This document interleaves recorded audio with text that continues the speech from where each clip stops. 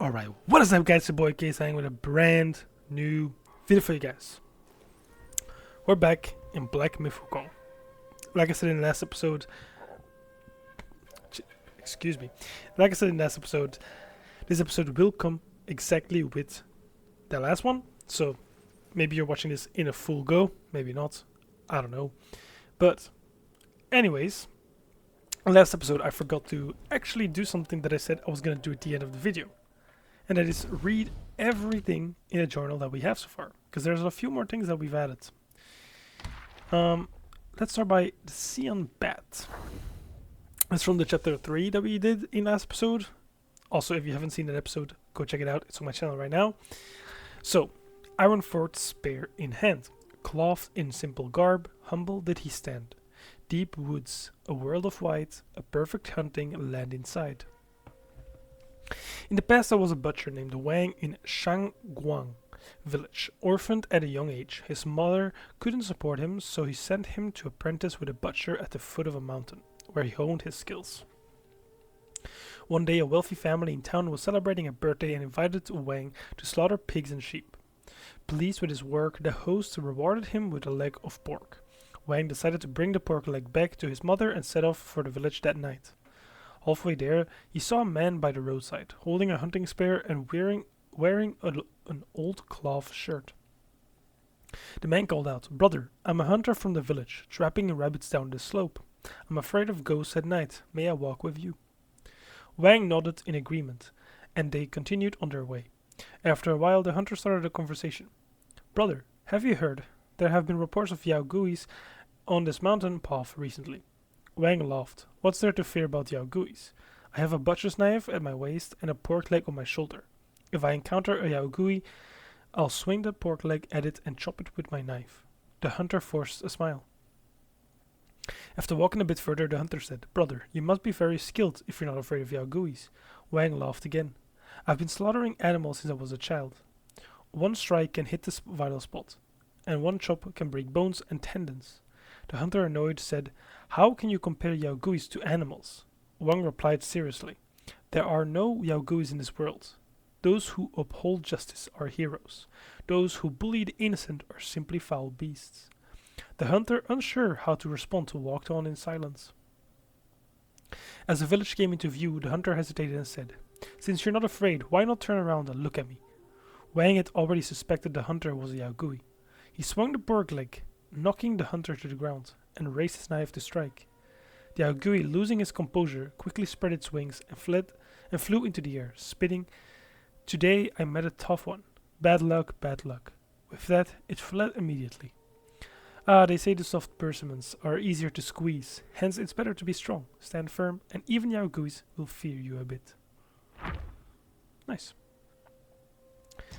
Let's see what the rest is. As you can see, there's a few more here. Mother of Stones.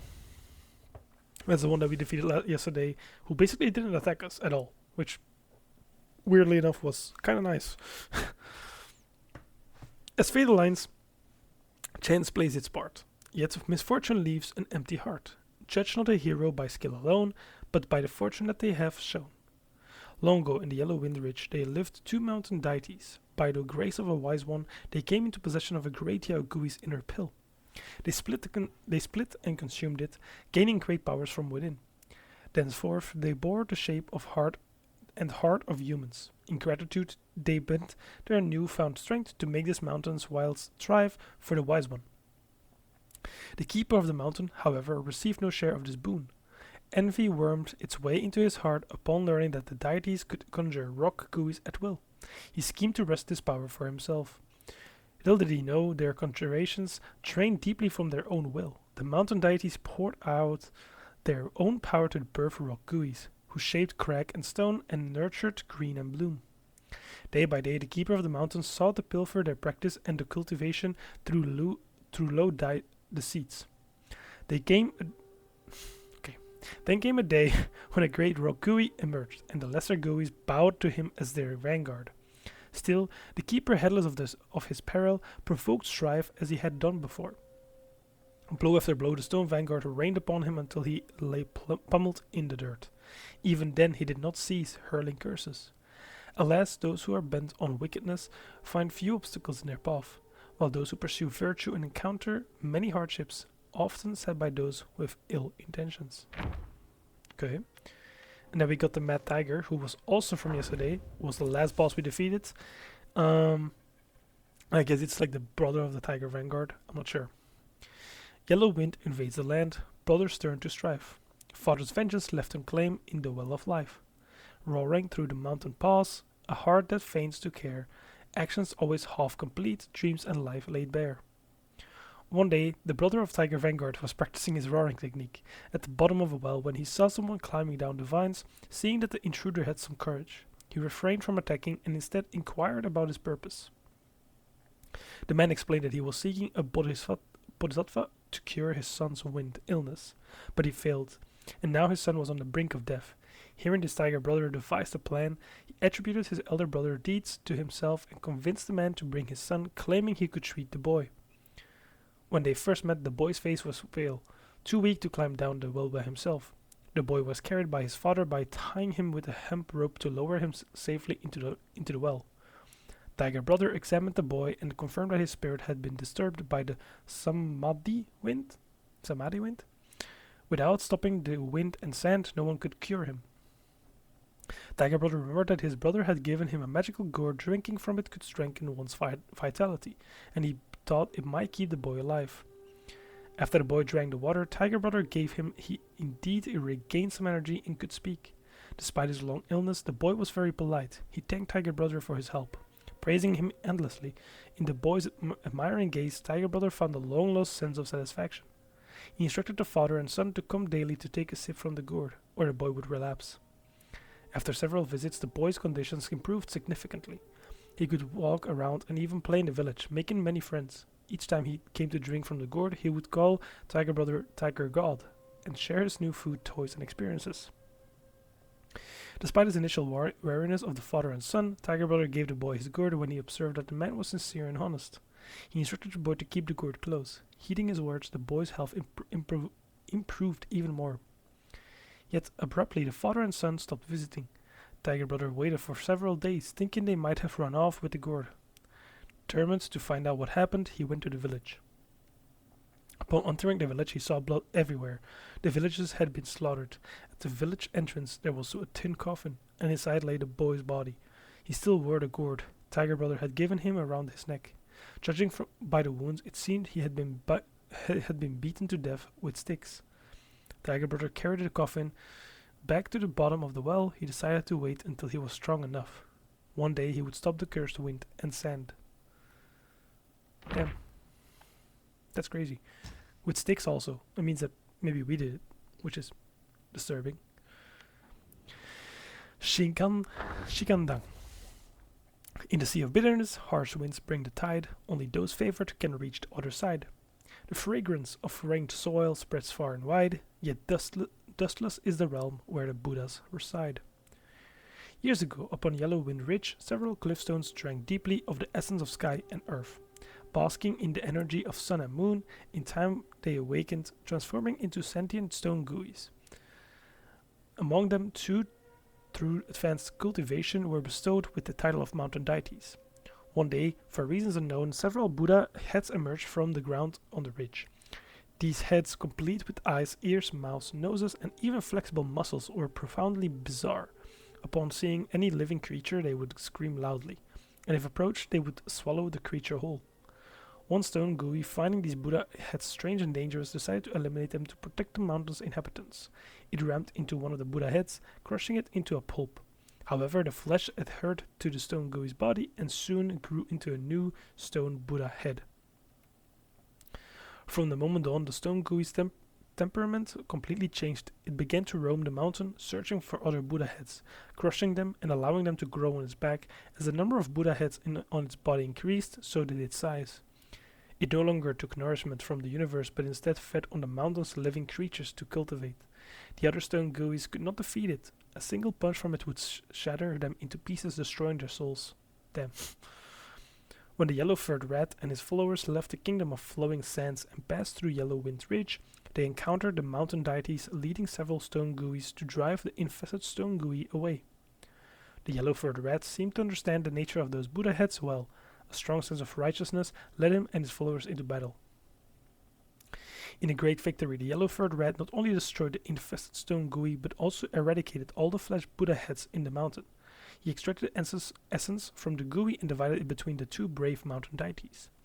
He also gouged out the eyeballs from the Buddha heads and placed them in the valley as a seal. The mountain's inhabitants greatly admired the yellow wind gooey. Seeing that he could summon the wind, they named him the Yellow Wind Sage and revered him as their king, settling with him in Yellow Wind Ridge. Okay. And then we got one more, I think. The Yellow-Robed Squire. Okay, there's two more actually. Them. In silken robes that flutter bright, a long-snouted gooey with eyes alight. Drunk with joy, he sleeps on tombs forlorn. His spear and armor gleam like dawn. Windy searing sun, a vast waste. A headless monk and a yellow-robed squire rested together under a withered tree. The monk plucked at the strings of his sanction, his body swaying gently to and fro. Enough, said the squire, rousing himself. Let's have some peace. The monk's hand still stilled. He edged away, then raised his hand to strum again. The squire hastily held out his drinking flask. Have a drink. With what mouth? I ain't got a head. Where is it? Didn't you hear the song? The monk answered himself. Gone. Someone stole it. You should have kept better watch on your head. The fault is your own. The monk turned away, making no answer. The squire drew a piece of gold from his robe and showed it to the monk. Though he had neither head nor eyes, the monk warned, mind how you swing about such a prize. Could have the thieves eyeing you. The squire waved a hand. I don't have to worry. I'll come for you if it's filched. Me? You're the only one I've shown it to. If it's gone, you will be the culprit. The monk gave a dry chuckle at a loss for words. The squire gestured towards the horizon. There's gold aplenty there. Why should you covet a mere sheet from me? I ain't after your gold, but tell me, what gold lies there? You truly don't know? There was once a kingdom abundant with gold. Gold from the gilded Buddha statues all stripped bare. Even the golden Buddha statues. You ain't a believer in karma then. Huh, all those golden Buddhas never brought them any favor. It is a plain there is no such thing as karma. The monk fell silent. The squire sneered. Tipping his flask, he found it empty and then rose to his feet. I'm to await someone at the bidding of my brother. If you want more drink, come find me. He took the flask on the side. I'll go scrape off more gold and trade it for the better brew. Then we can drink our fill. The monk tried to stop him, so he played the sanction singing a song of karmic justice. The squire paid him no mind. With a wave and a laugh, he strode away across the sands. The headless monk, heart weighed down with disquiet. The yellow-robed squire, however, went on his way, and the desert air rang along with the peals of his laughter. Okay. And then the man in stone, which is the last one. When fortune fades, speak not of past delight. In times of joy, recall the memories blight. A single thought of greed can cloud this mind. Each step in anger binds leaving wisdom blind. According to common sense, the local keeper and the mountain deities should work together harmoniously. However, this was not the case in Yellow Wind Ridge. Years ago, when the Yellow Wind Ridge led his followers to subdue Buddha-headed stone gooeys, he sought the keeper's assistance in battle. The keeper, however, chose to remain a bystander. Consequently, when the gooey's essence was divided and distributed, only the mountain deities received a share, leaving the keeper empty-handed and filled him with resentment. Knowing his own abilities were mediocre and lacking any significant divine powers or backing, the keeper believed that obtaining the essence would grant him great powers.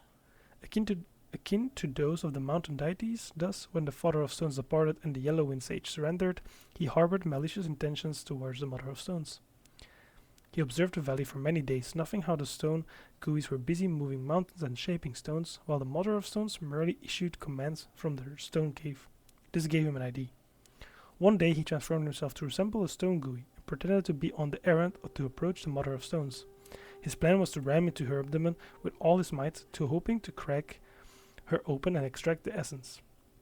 However, just as he leaped, the Mother of Stones let out a piercing scream and several stone gooeys emerged from the ground nearby. Distracted, the keeper missed his mark and only managed to create a crack on the Mother of Stone's chest. Realizing his plan had been exposed, he clung to her, attempting to absorb her power with all his might. By the time the stone gooeys pried him off, he had absorbed half of her essence. Enraged, the stone gooeys chased and attacked him relentlessly. The keeper, unable to escape, tried to revert to his original form to fight back. To his dismay, he found himself unable to change back, likely because the stone essence had transformed him into a stone. The stone GUIs continued to batter him until he was buried in the ground. From then on, the keeper lost all hope and resigned himself to being a broken stone in the valley. Yet he still believed that if he could obtain the other half of the essence, he might be able to transform back. That's why we did it for him. Nice. Very, very nice. Okay. So I think there's two more left. There's these two. There's also one more left here, but that's because I need something here in this chapter. But alright, that was a lot. Here. What does he give me? Massively, it reduces maximum. Oh, okay. 75. Hell no. Alright. Let's actually get going though, guys.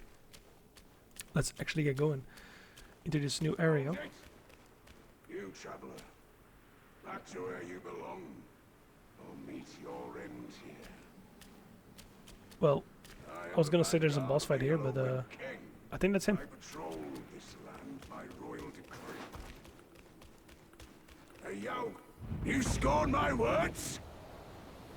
I'll have you served to the king's dinner! Tiger Vanguard. Oh shit! Oh fuck me!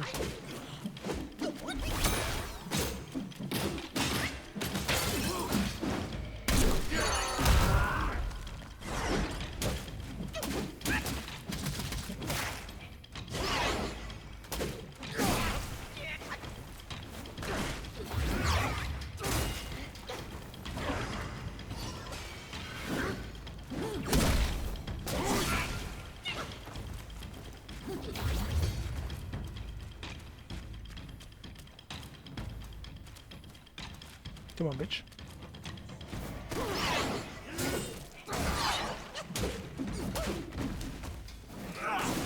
Cross slash! Stand firm!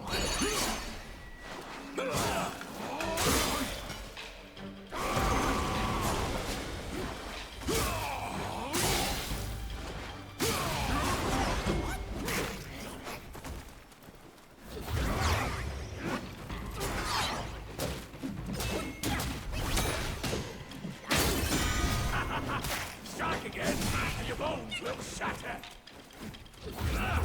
While I stand, none shall stop!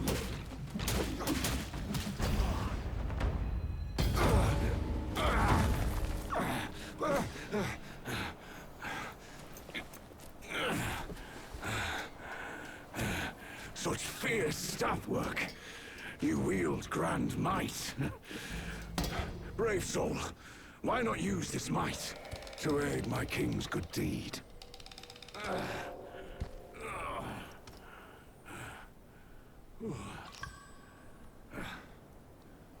Really? Really? He just leaves me alone. Our king comes from Mount Lingshan. His kind heart seeks to end the place's suffering. Wise skills. Sorry, buddy. I'm not listening. I don't care. Okay. That brings me to another boss done. Also, I want to quickly check because I'm unlocking so many things and I'm not changing it. Upon successfully with hits with light attack combo, moderately increase attack for a short duration. Oof. Yeah, I'm gonna go with that one. I have to. I feel like there's something else I did, but at the same time, oh yeah, the gourd. That's it. Health recovery is half, but attack is increased for a short duration after using the gourd. No, I'm not. I don't want to give away my healing. Never. Not happening. Not happening. Okay. Kingdom of Sahali. Right. I mean, let's see what we can find here, right?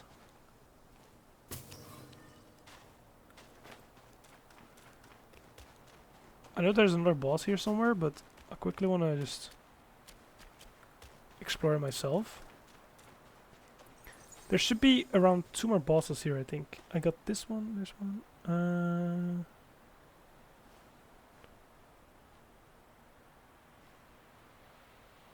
Yeah, there's 2 more bosses here.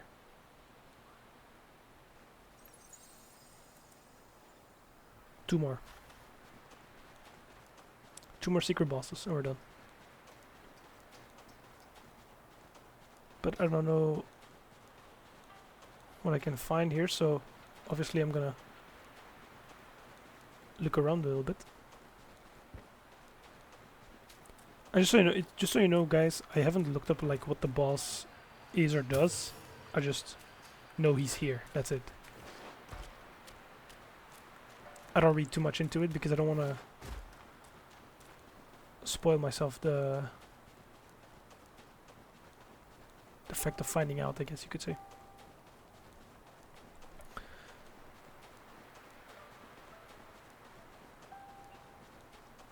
I feel like...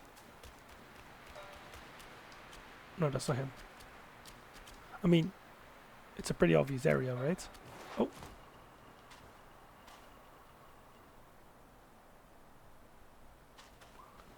I think I want to rest real quick, maybe.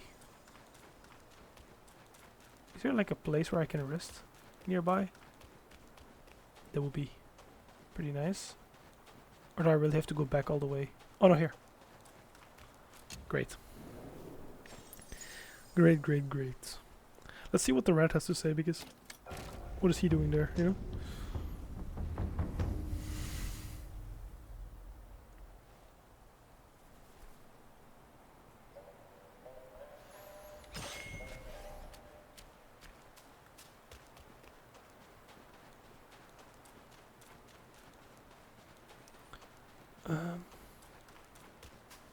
Just give me a second. Oh, fuck it. Let's just go to him, because there's no collectibles anyway, so...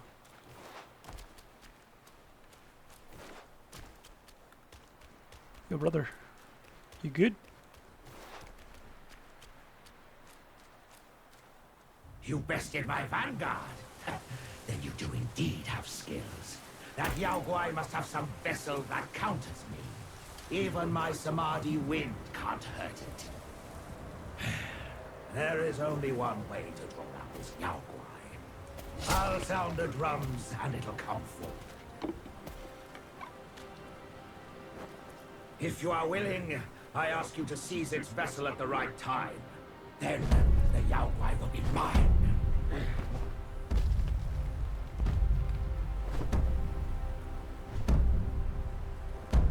Let's see, guys. Let's see. I'm actually quite curious.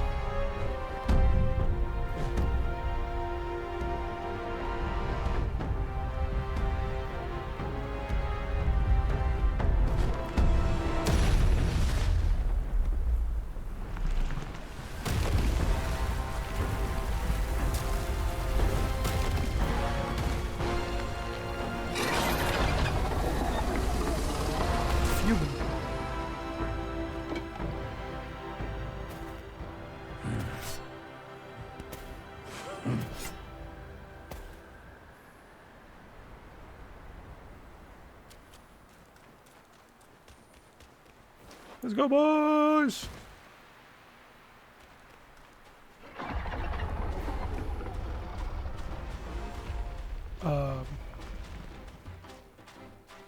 What's the sound? The beetle's coming!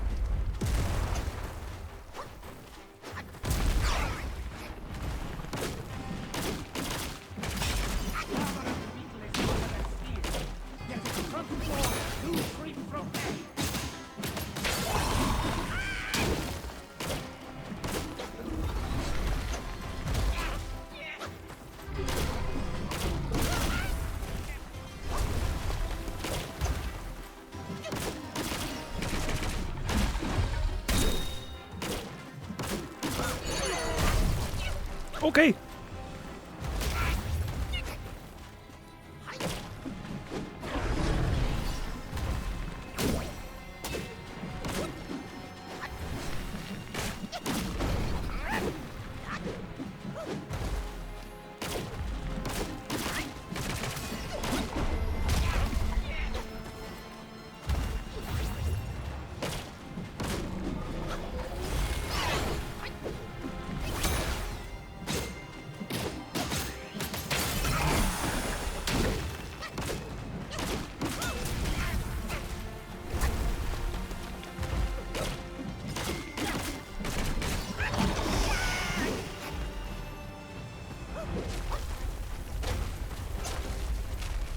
Okay. This is a weird fight, man. This is a fucking odd fight. Okay.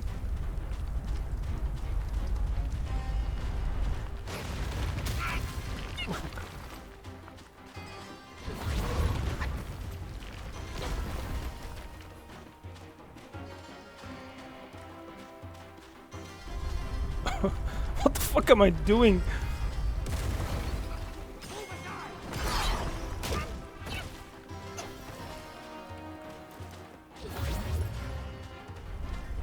What the how do I fight this?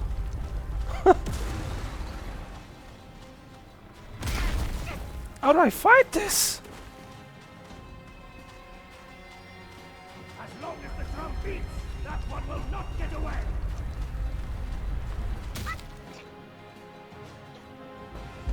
Oh. Okay, I guess.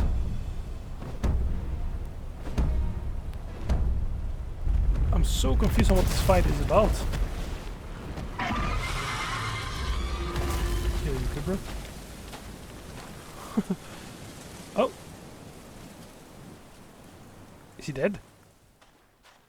Now, seize the vessel. Huh?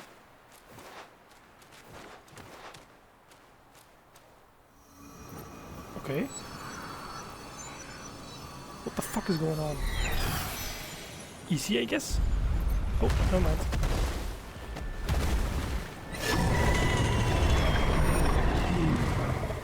I'll join you. Sure. Go ahead.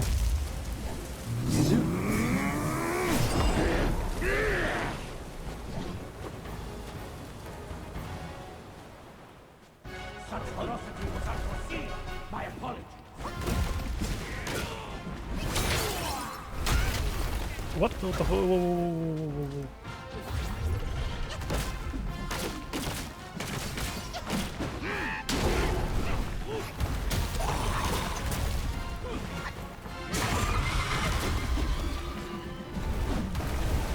What the fuck is going on?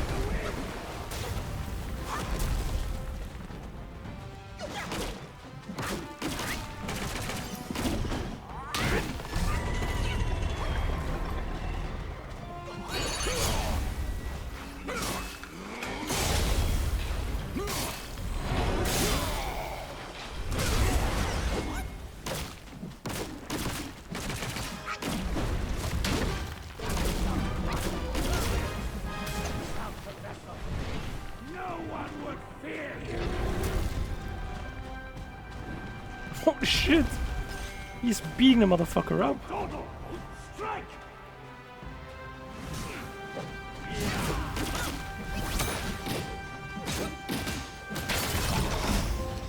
What the fuck? Shifting sands. The beetle came the drum beat skull and felt the waves. Gentle fall. What the fuck? Sure. What the fuck is this fight, man?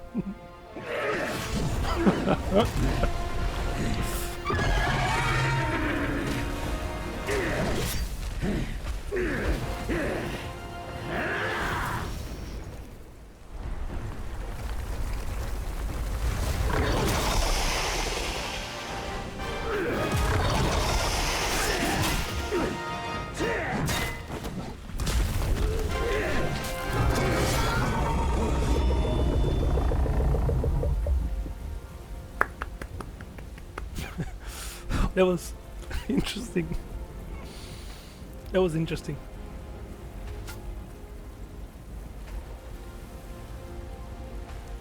That was interesting. On the folks' behalf, I thank you.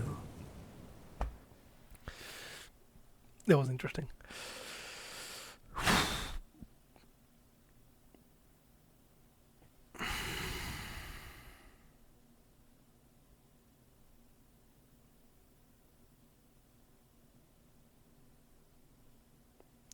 I just read something.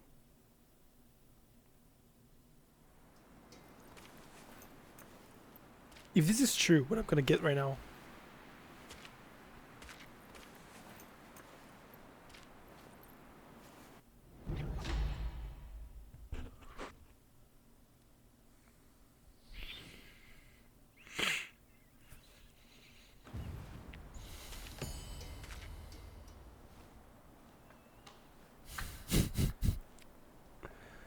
You're fucking kidding me. They literally just gave me something. They just gave me something that is good.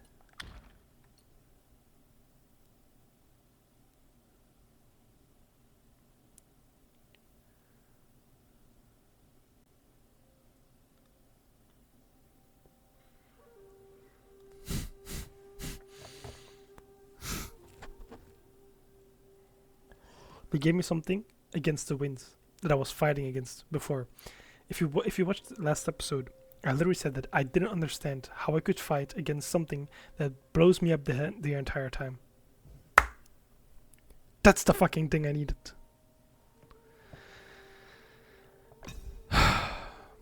All good though. It's better than this one, because I don't need fire resistance. So sure.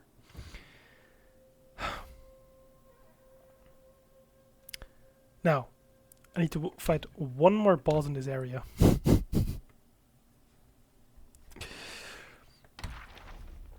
So, let's read real quick the Tiger Vanguard and then the other boss. Fuck me, dude. Wow, if I knew that, I could have literally beaten the boss quite easily. Well, not quite easily, because it would still be hard, but, you know, it would be easier, I guess you could say. Anyways, Tiger Vanguard. Gathering strength with a mighty roar, transforming stones, launching surprise once more. A loyal general with a heart so bold, a noble fighter lost in the age of old. Okay. The Tang monk and his 2 disciples pressed on. Before half a day had passed, they came upon a towering peak, tired to behold. As they gazed upon it, there arose a tumult of wind, and from the mountainside leaped a tiger, dappled and fierce, its tail lashing in the wind. I am no common beast, it roared. I am the vanguard of the Yellow Wind King. By order of my liege, I patrol this range and seek out mortals to serve as side dishes for his brews. The Yaogwai closed in with a flurry of claws aimed at Baiji's face. Wukong whipped out his staff with a shout, "Take him." Baiji rallied his courage, and the Yaogwai fell back in disarray, panicked its slot of its skin, and dragged it over a tiger-shaped rock. Loose from its flesh, it transformed into a screaming gale and raced back to the mountain road. I can't read. And there it found the Tang monk chanting his sutra. In a trice, the tiger seized the monk and bore him away on the wind. The tiger brought the monk to the mouth of the cave, and stilling in the wind, spoke to the guard.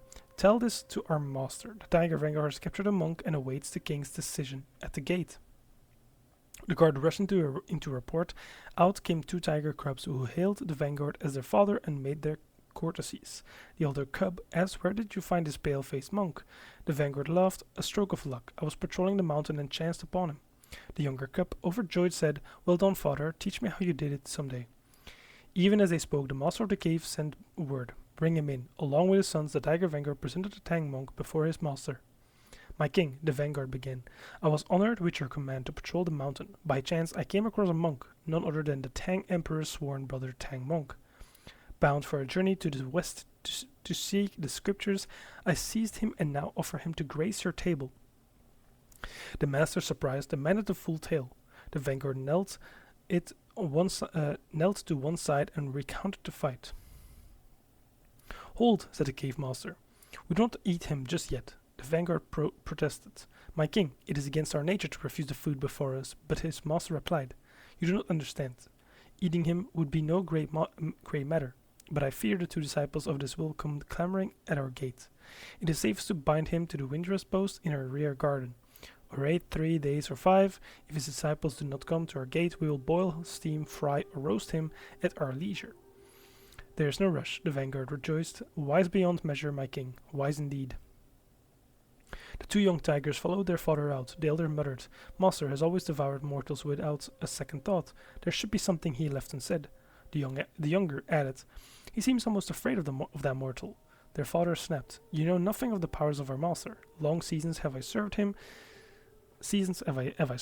How could he shrink before any other?" The brothers exchanged glances, but said no more. Scarcely half a day has passed when the master sent for them again. It was son Wukong charging upon their gate. The Tiger Vanguard requested to face him, but the master demurred. I fear you cannot prevail against him. You may well be wounded, and you must not then impute blame onto me. The Vanguard sons urged him to reconsider, but he paid them no heed. Rest assured, you wait until I return. Damn. And then the Yao Guai's king, Fuban. Armored strong, with horns that rise, burrowing brings endless human cries. A Buddha's head, yet ominous it seems, one side a saint, the other a fiend. The kingdom of flowing sands, abundant with gold, marked the sun's daily demise. The sun thrust of fires plunged into the western seas, and the waters boiled and hissed at its touch.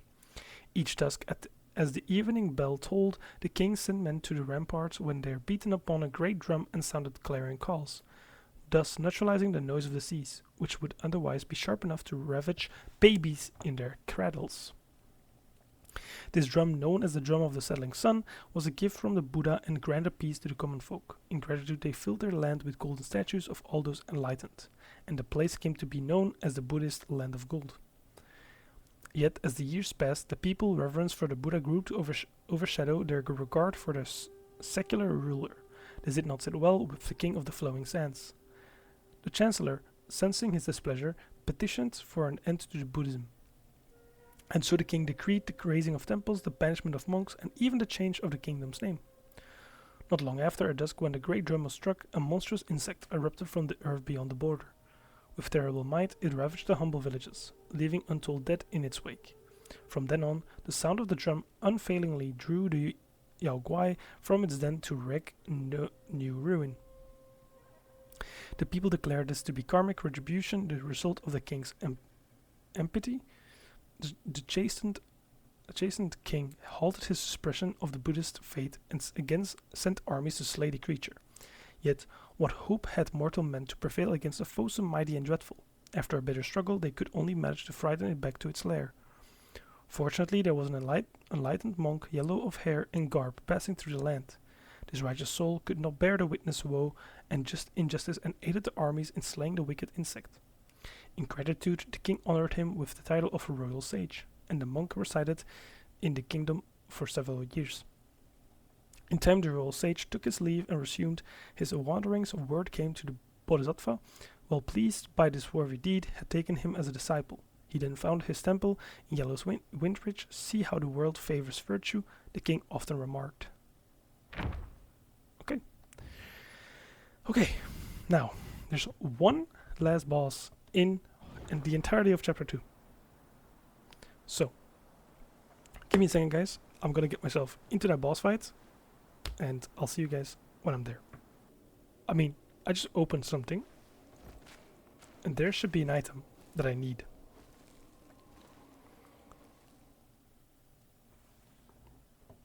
So, I quickly want to show you this so you guys know. I went back to where we basically fought the first prince from the rats, you know, that one that like climbed up the mountain road, basically. Well, in that same arena, there was a wall apparently that I can break open, and it gives me the long skills. Yet fame still holds sway. Their glory fades through time in tombs of somber grey. Okay, so with this I opened 2 bosses. So now that I have this item, I'm gonna go back to the boss from this chapter, and then we'll go to the first chapter again to get that final boss as well, so we complete basically both chapter 1 and chapter 2. I'll see you guys in a minute. Must all matter not known how to be. For what There we go. and so woe upon thee. For what deed must from streams into sands thou flee? Gathering pain, pulsing So this is supposed to be another boss. The Black Loon is his name.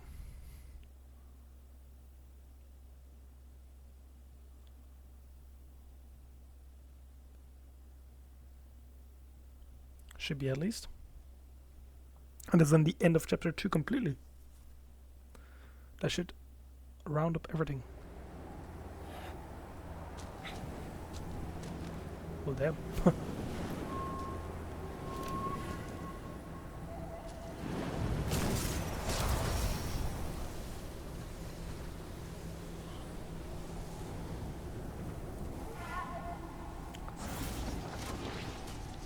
Don't tell me I'm fighting in the wind again.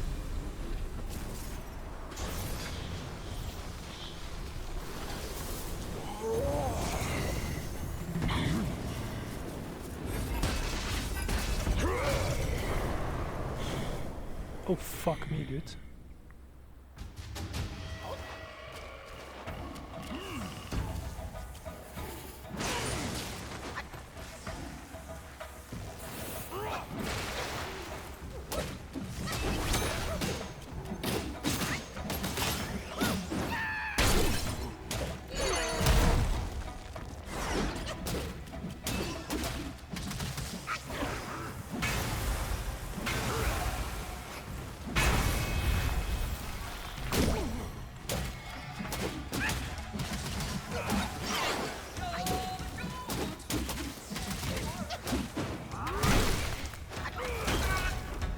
Okay.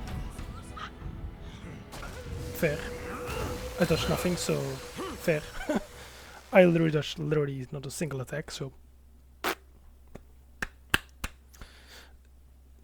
I'm gonna have to practice that a little bit. At least I spawn here again. That's a good thing. Okay, there he is.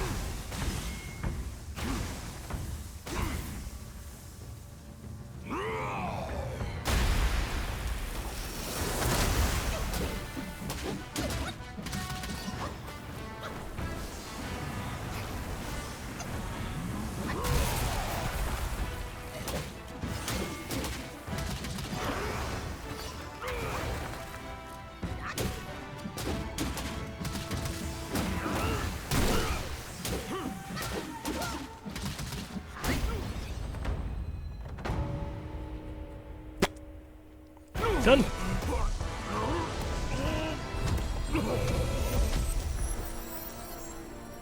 Not bad. Not bad at all. Do I get something for this? Because I defeated everything in chapter 2. A mine core? Fuck, really? Loom pearl? Anything else? No? Okay. Fuck me then, I guess. Thunderbone.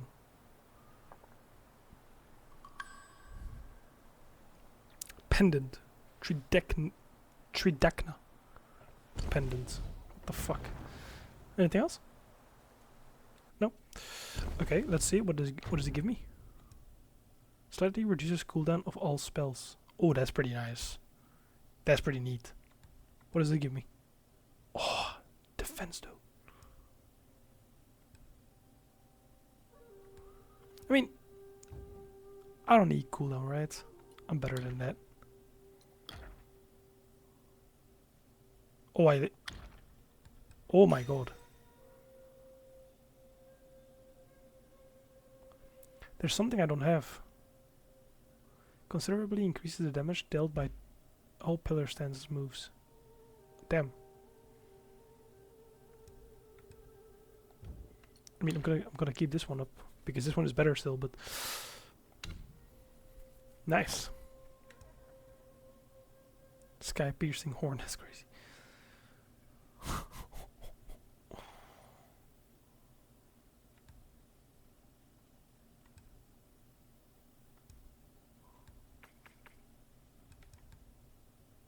Long scales, deviation, long scales. Oh yeah, that's the thing that yeah. Okay. And then let's just quickly check on the last text here. The Black Loom. With iron whiskers and devouring lips, twin hammers held in fierce embrace. Lightning sparks powerful force, in thunder's roar he holds his place. Okay. Long had the fishermen beside the river G spoken of a black loom, dwelling far beneath the waters in the 9 depths.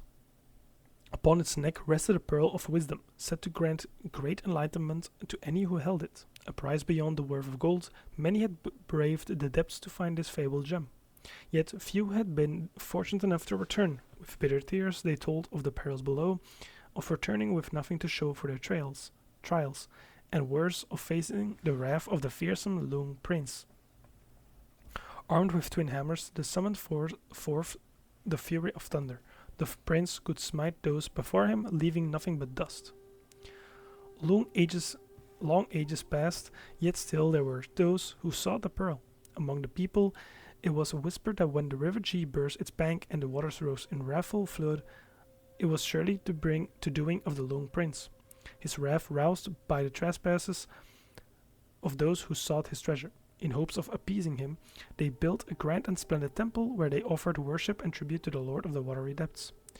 Then came a day when a young man arrived, clad in a midnight hue, with a necklace of moon-pale stones around his neck.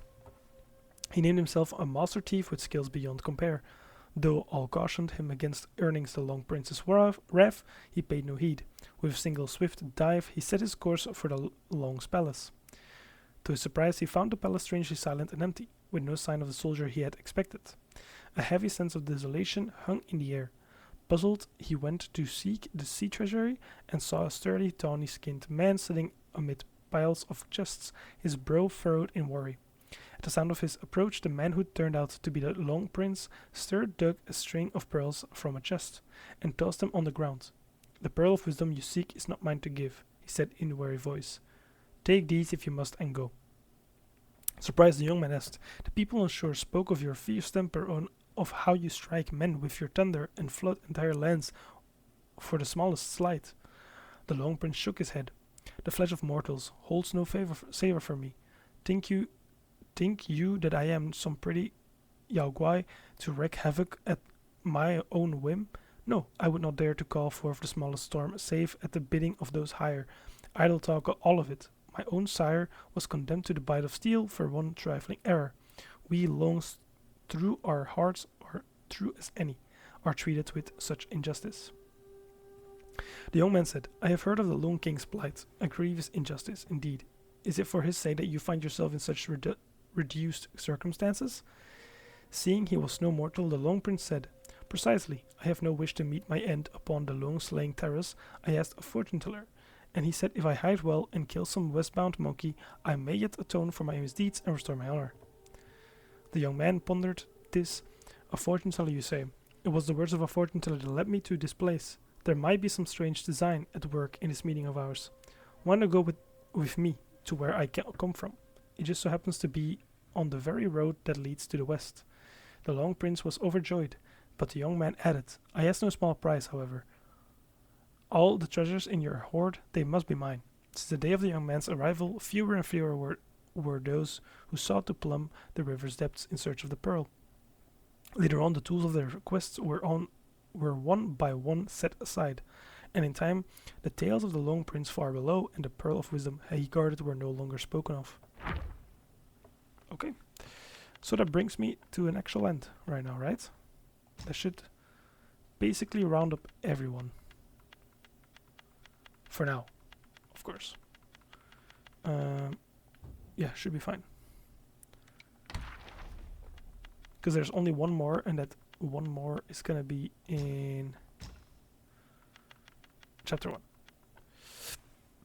Alright. Then, okay, once more, give me 1 second. Gonna get to the first boss from chapter 1. Well, the final boss for chapter 1, and then we can continue with the story. Give me 1 minute.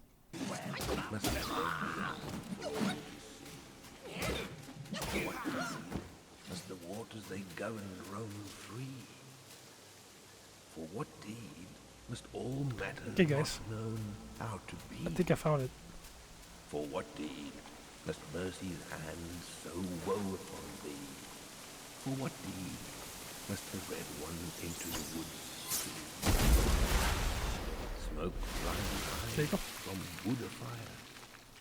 Hit the back, let the beats respire. As in mist, thunders conspire. Let's go, guys. Let's go.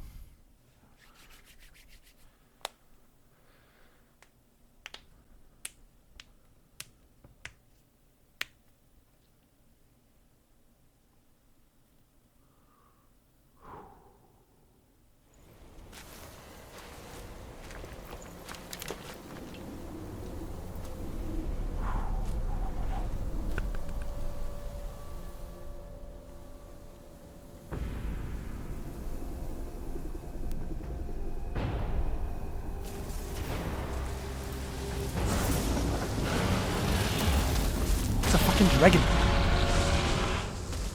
It's a fucking dragon. Okay.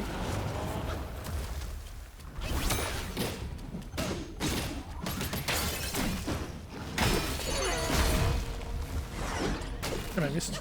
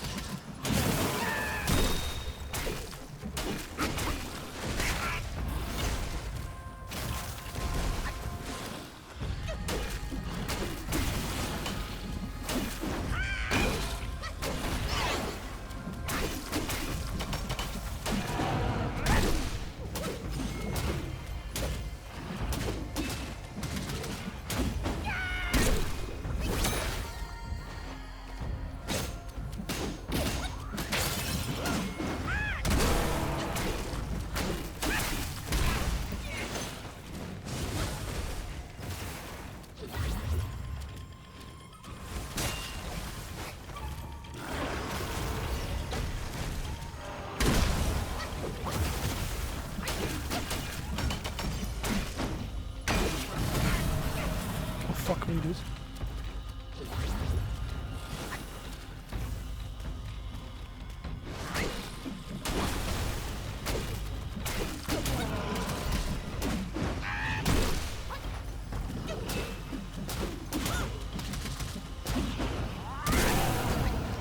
Oh!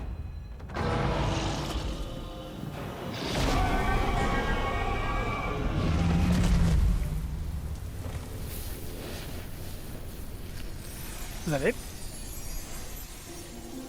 Okay, that's crazy though. I thought it was gonna be at least like a phase 2 or something. What the fuck?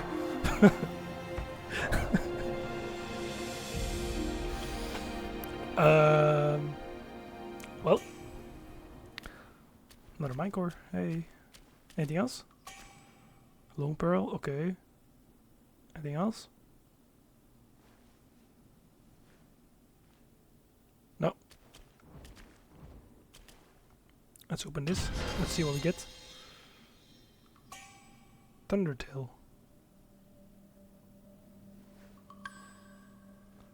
Bushan sensor. That's it. That's it indeed.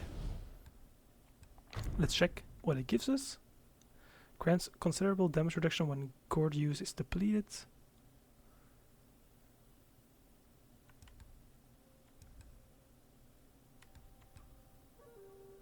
Uh-huh. No. I'll keep it like it is right now. Okay. Got some very rare items right now. Jesus. That's probably gonna be another weapon. There we go, the red loom. Smoke rises high from wood of fire. Hit the back. Let the beats respire, as in mist thunders conspire. After the case of the old lone king of Jing River was settled, the Long Princes found themselves facing an uncertain future. Following the journey west, rewards were given based on merit, but only the Long Princes alone waited to judgment. Heightening their anxiety, they sought out Juan Su Cheng and asked him for a sign of their fortunes. The signs showed the long lies hid, not a time for action, which became a thorn in their hearts. Among them the most concerned were the 4 loons who governed the 4 rivers and knew well the might of those above. They took the initiative to resign, hoping to save their lives by retreating, yet the letters they submitted to the Celestial Court were all returned. Time flew by, and one day Yuan Shucheng sought out the 4 loons. He related the signs had shifted to the long lies hid its thirst in the deep, indicating a favorable time for action. Upon hearing this, the 4 loons left their underwater abode and went their separate ways to plan their next moves. Red Loon was quite astute. Knowing the Black Bear Guai was greedy for treasures and had the protection of Guanjin, he bartered all his valuable possessions with Black Bear Guai in exchange for an ideal cave nestled in the mountains. Afterward, he went into seclusion into the cave and slept for many years. One day, he awoke and wanted to soar up the sky and stretch his body again, but he found that he could hardly climb the clouds. He remembered an ancient saying, when the loon wishes to ascend to the sky, he must first climb the claw wood. He wielded his thunderbolt's tail to carve out a set of claw wood in the mountains to help him fly, but it was still to no avail. Red Loon was unwilling to accept defeat and sought help from Black Bear Guai. Although Black Bear Guai was not good at flying, he couldn't resist the chance for profit that represented itself. He sold the Boshan sensor he had brought from Guanjin's place to Red Loon, claiming that the sensor could create clouds and smoke. He cited the passage from ancient texts to persuade Red Loon a loon cannot traverse without clouds. Red Loon believed this to be true. He embedded the sensor in his back and burned his will to forcibly create smoke from it. When one sensor was not enough, he added another. Each time the sensors emitted smoke, they greatly consumed his will. Yet the help they provided was very limited. Although Red Loon could use it to fly again, the flight could never compare to that of the old days. He could only reside warily among the claw woods. Alas, to think that the world harbors such vexing realities, its skill once mastered can fade with neglect. Such is the nature of all knowledge. If not applied, it withers away to nothing in the end. How lamentable. Jesus. Alright. That brings us to the final boss from chapter 1, done as well. If I'm not wrong, quickly gonna check to be sure. But that means that we've done 11 bosses in chapter 1, and I think, if I'm not wrong, 17 bosses in chapter 2. Yes. 17. So that makes 28 bosses completed. 28. It's crazy though. 28 bosses is crazy. Whew. But we did it. We did it. We got some more sparks. I'm gonna quickly max out this thing. Boom. So now this entire survival thing is maxed out. Now we can focus on some other stuff. Very nice though. Very nice to have done all of that already. Very nice. So, that brings us to continuing into the area where we first were. Chapter number 3.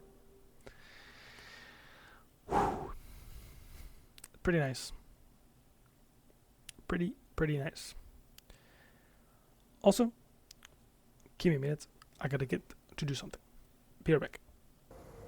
Alright, I'm back. So, the snowy lands. I like that though. I don't...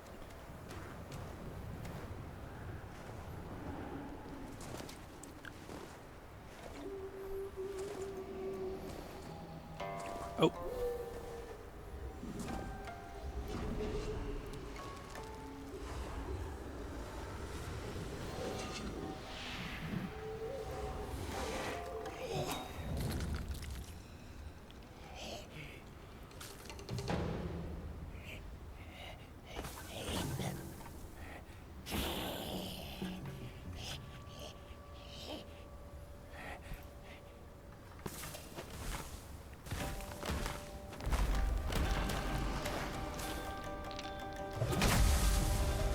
What's up, dude?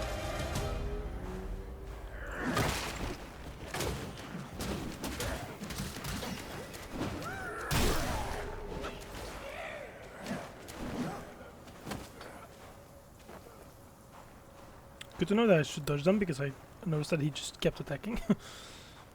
Okay.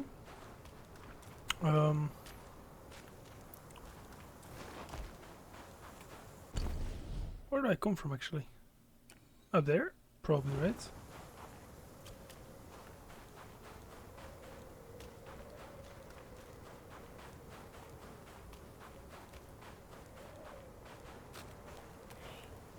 Oh, what the fuck?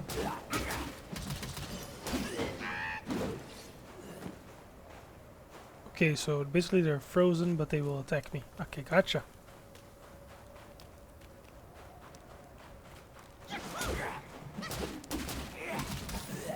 How the fuck did he miss me? How the fuck did he miss me?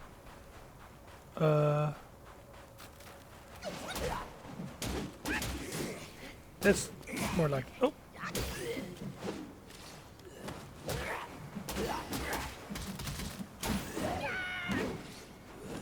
Makes more sense.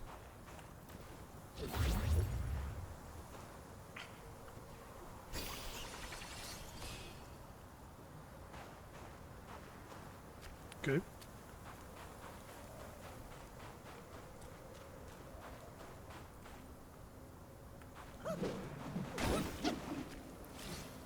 Jesus.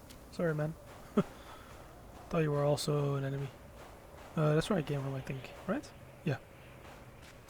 Okay. Well, you give me points, so...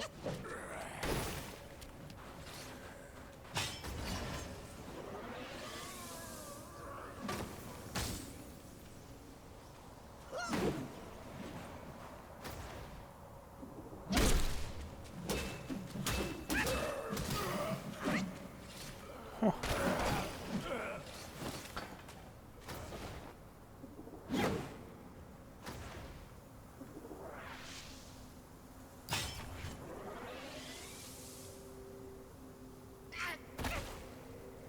Huh.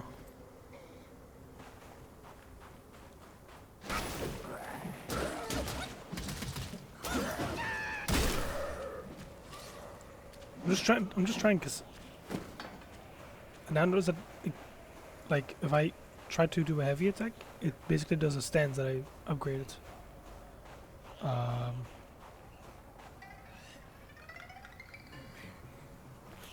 Oh, he's a boss fight. Macaque Chief. Oh, Jesus. What the fuck did I do?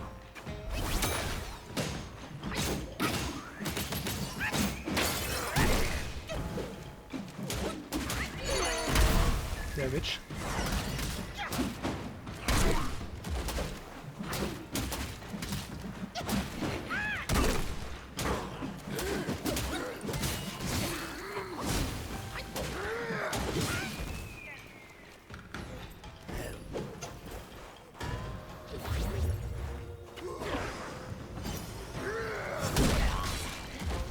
What?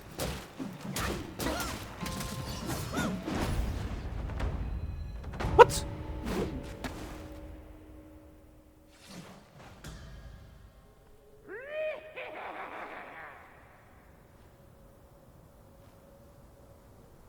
Did I defeat him?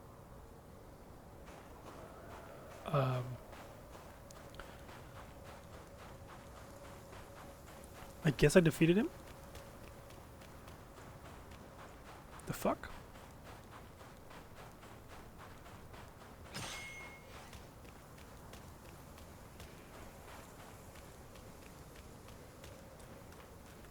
That was quite easy.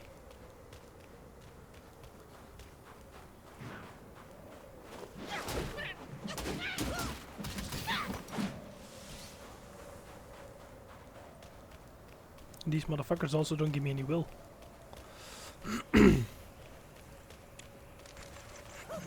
Pay me more, motherfuckers.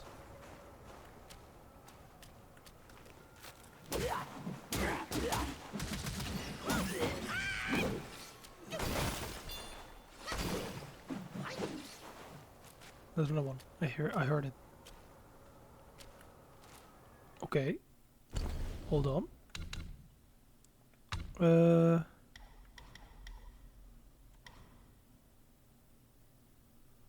Let's get...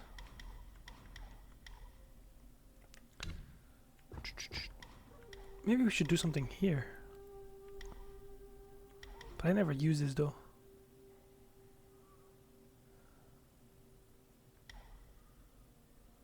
I never use this stuff, so maybe I shouldn't do it.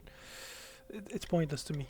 When enemy is immobilized, let's increase engage distance of flight attacks.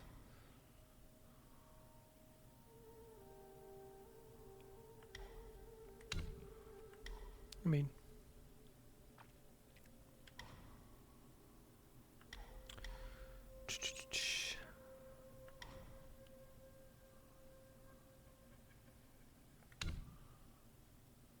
block of many.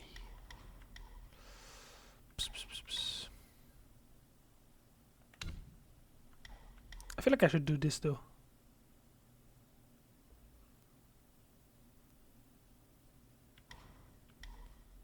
Yeah, let's do this. I feel like I'm using that quite a lot, so maybe I should increase it as well. That's definitely a boss fight. Oh no. Sure.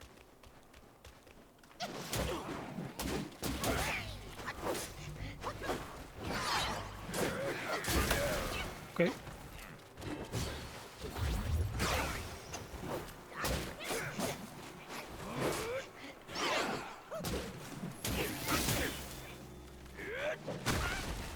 I don't like how I'm fighting two again.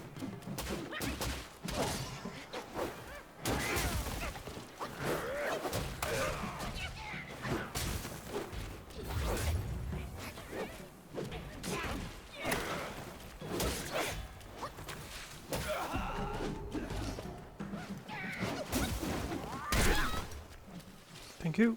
Jesus.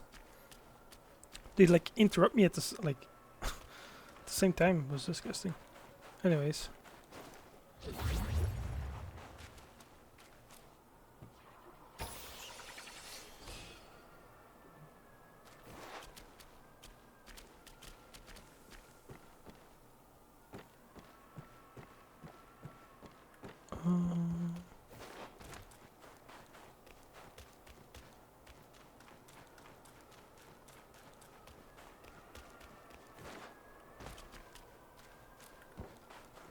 Okay.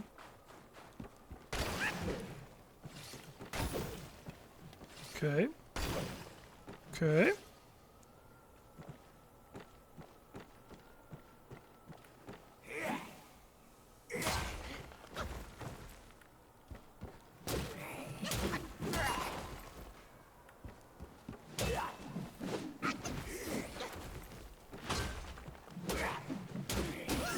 There you go. Focus right one, please. Okay, so there's two of them again.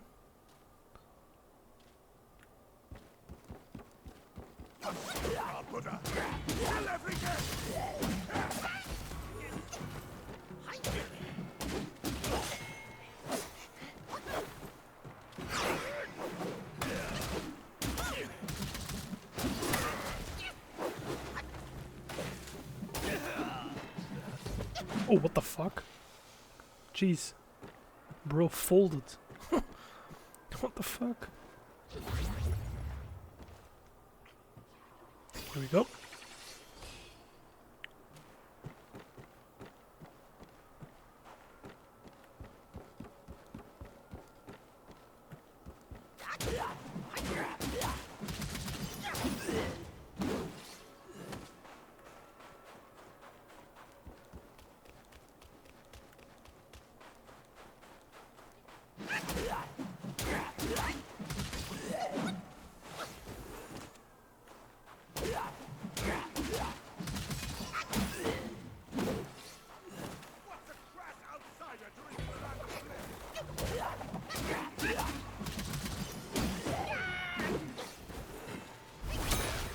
You're kidding me.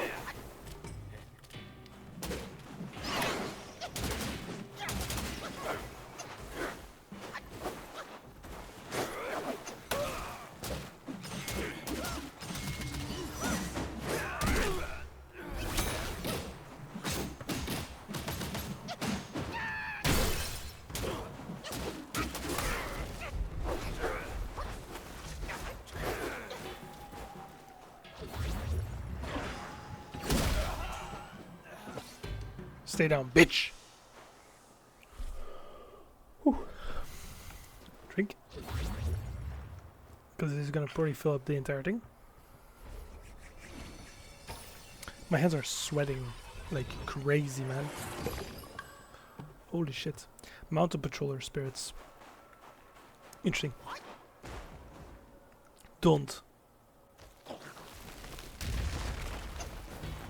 How did I know as well, by the way?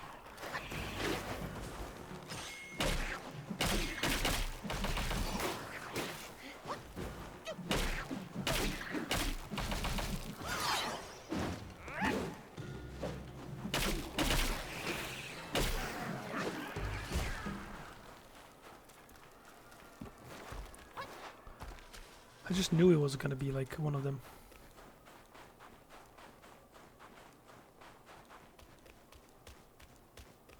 Huh. Can I open this? No.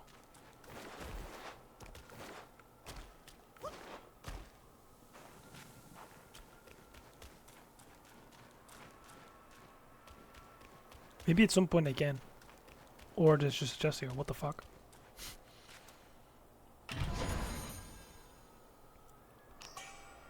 Bull of Iron Bull.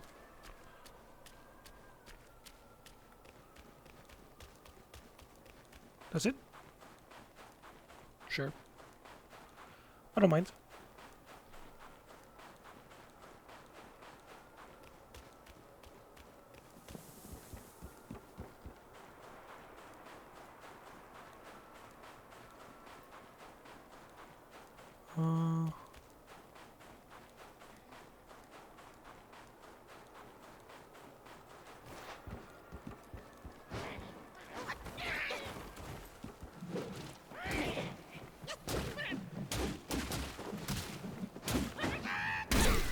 bitch. Y'all are disturbing. Gold iron leaves. Oh, I'm getting the things I needed. Oh, but I bought them. Dumb as I am. Dumb as I am. I could have known that, to be honest, but hey, whatever. How much will do I have right now? 15k. That's not that bad. Damn, I have many spirits right now, I swear. Could you get a chance of jump attack? Oh, fuck off. No. Bad. Okay. Let's read real quick, because I haven't read in a while. I think there's a few.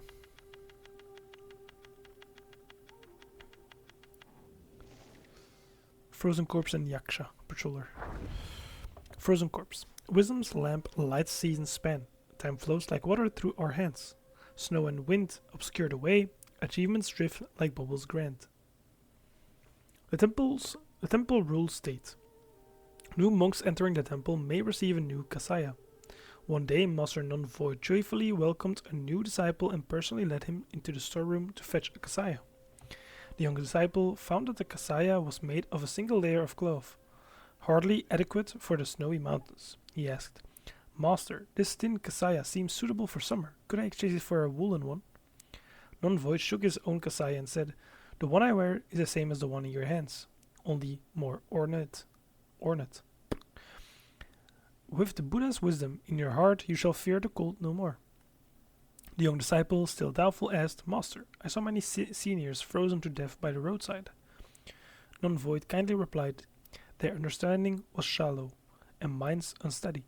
Yet you are different. I can see that you have the potential to comprehend the Buddha's wisdom."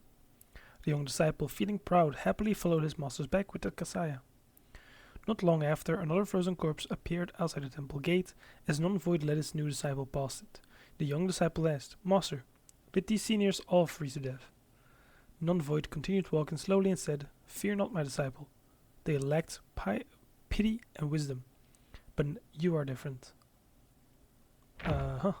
Sure. The Yaksha Patroller. In the mountains high above, a fiend blocks the way, with a hideous visage and a crooked blade in sway. As the wind howls wildly, souls seem to fade. For life's last salvation, be swift and do evade.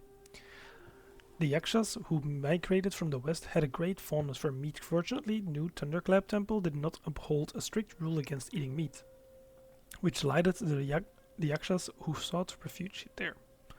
All the Yakshas in the mountain aspired to become patrollers, not only because of the uniquely designed large sword and looked particularly imposing and could fly back to its owner with great precision, but also because patrollers guarded the outer mountains and always had access to fresh meat. One day the Yakshas gathered together, drinking blood, eating meat, and reveling in their merriment. Their raucous behaviors soon became unknown. Throughout the temple, the overseeing monks who adhered to ascetic practices and only ate food not of flesh were displeased. They carried a large pot to the Yakshas. When the Yakshas peered into the pot, they saw only radishes and greens, and their appetite waned. One Yaksha derided them. "Do you think eating this will help you gain a deeper understanding of Dharma? How shallow." Another added, "Amma said that to achieve ultimate bliss, one should not restrain one's desires." Hearing this, the supervising monk replied, "My desire is to promote virtue. If I cannot persuade you, I too shall be unable to achieve ultimate bliss." Thus both sides argued heatedly without reaching a conclusion. Alas, eating what one likes and saying what one wants are not inherently wrong. However, one's happiness should not disturb others, and one should never derive pleasure from judging these perceived to have transgressed in this case. Both sides were at fault. Okay. That's it. Let's see.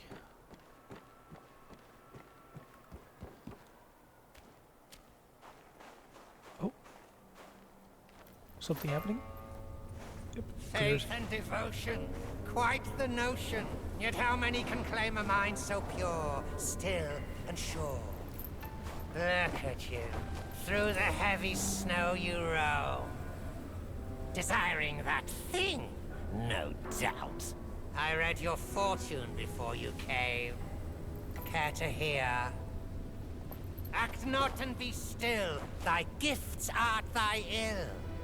If you seek your own end, I shall not stop you. I, the Keeper of the New West, welcome the Destined One. Now fly!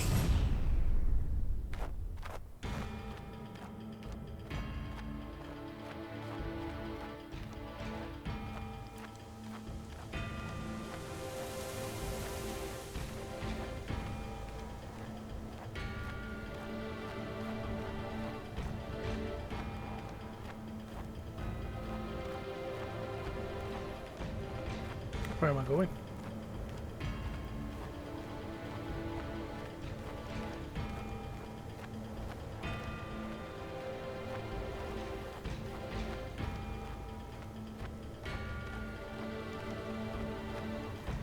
And why did he change me into a bat out of everything?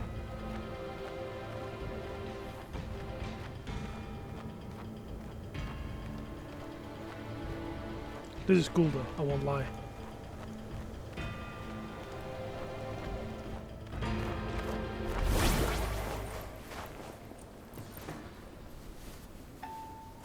See that temple on the lake? Therein lies the thing you seek. The lord of this land is away. Seize it now and leave. Really? Some bullshit he says, yeah? Right? There's definitely some bullshit here going on. There's no way. There's no way that I go there and just like grab it, get out. New armor.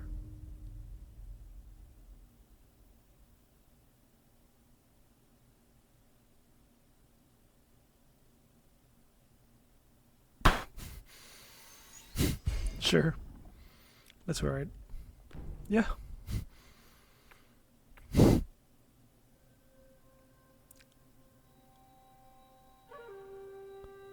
Oh damn, that's crazy. But it's worse, so same with this thing.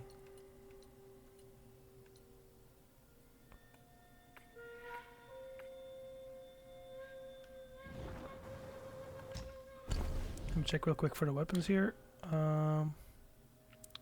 Seen money. And for this one, the money. Oh my god, I need a lot of money. I should farm up. I should farm up some money and then take this. I think that's the best thing I can do, right? Okay, but first I also want to go and travel back. Wait, the New West. Yeah, let me go back there, because I don't trust that I just... It makes no sense that I just go there and just skip all ahead, basically.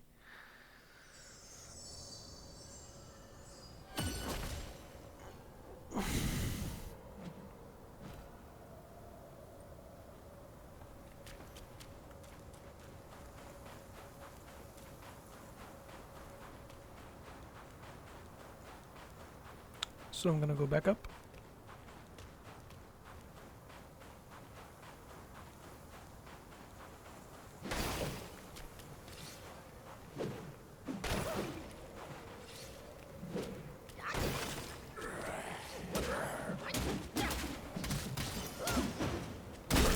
Boom.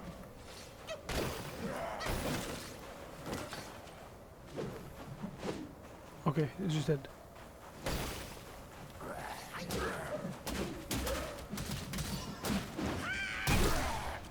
Boom.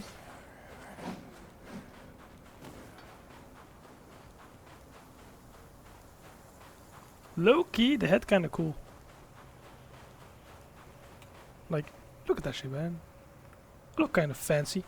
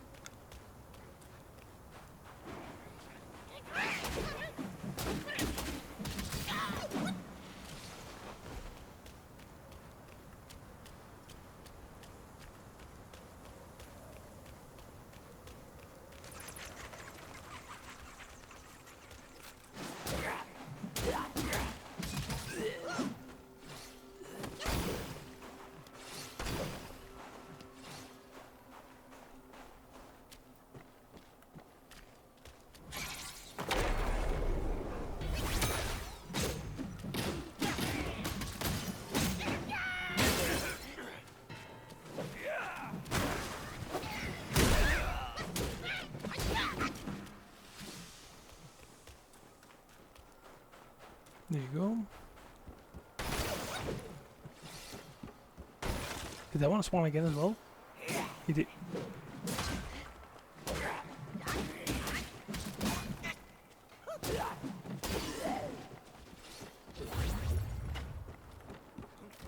Dares to breach our faith?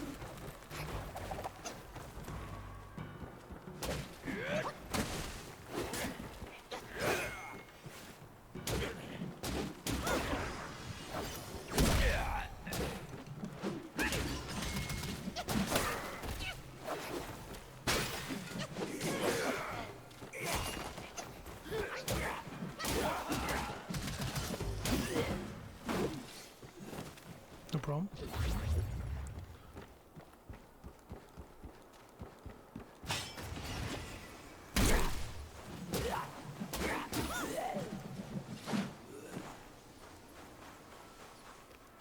Okay, can I just walk here without being sent all the way over there, right?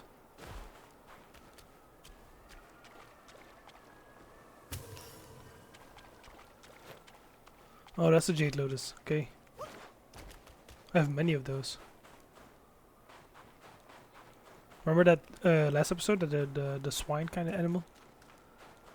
He needed that. Well, now we know.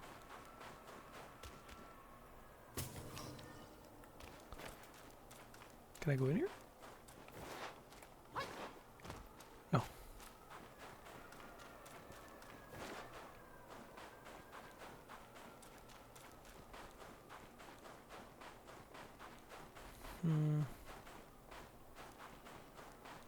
Is there really nothing? Can be, right? You're telling me the guys sent me all the way back there and I was actually just better than just sitting here?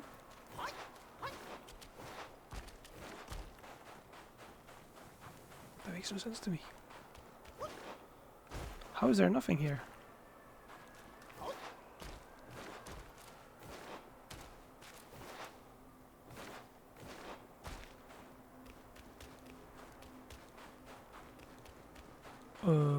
Well, okay. Up there, something at least.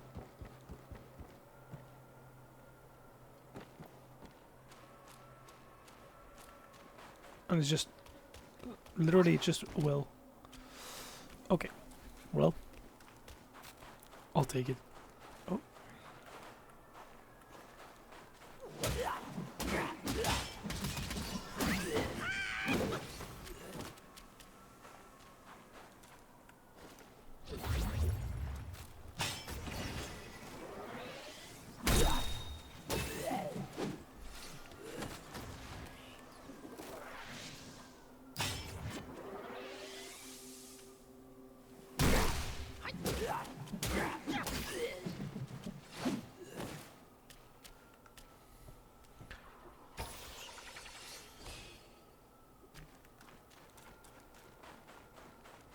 Okay, that's it, I guess.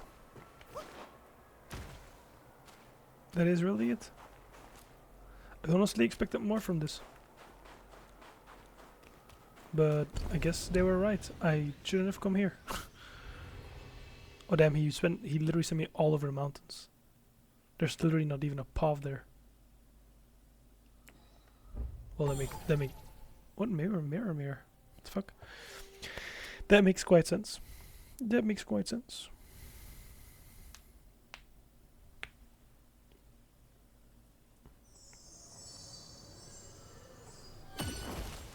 Mirror, mirror.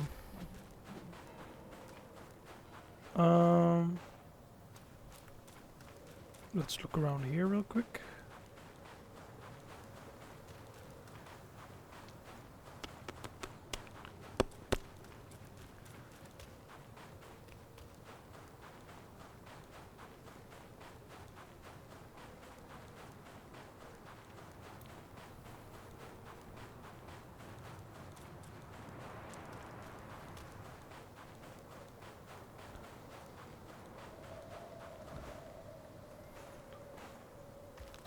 Of course.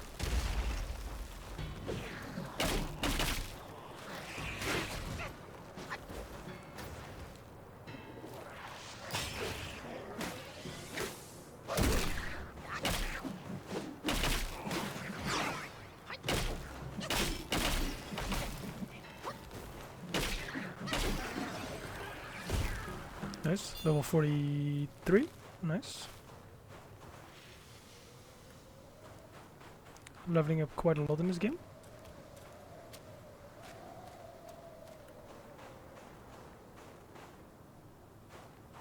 There's many of these.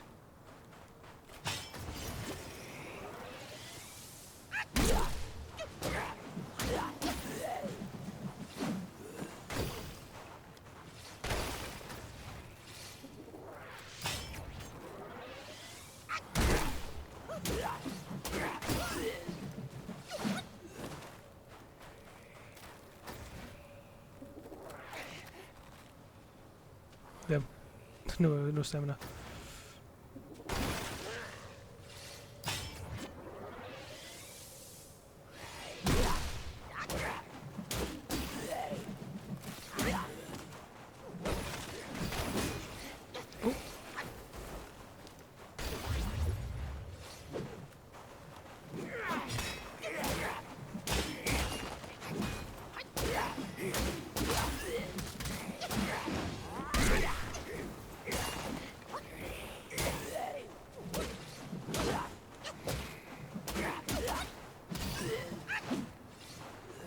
Okay, good.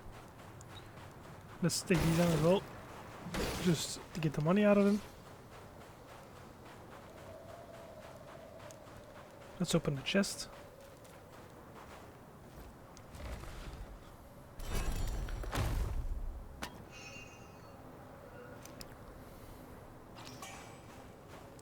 Nice, mine core, really nice. I would go and spend the mine cores because I think I have a few now. I think I have at least. Where are they? Yeah, see, I have 5 now, which means I can get like 2 times an upgrade for my health again. But I'm gonna wait for that because I want to grab my weapon first. Because, well, they're worth more. So, well, it's worth more. Meditation spot, always nice. I'm actually curious about this country's like meditation spots.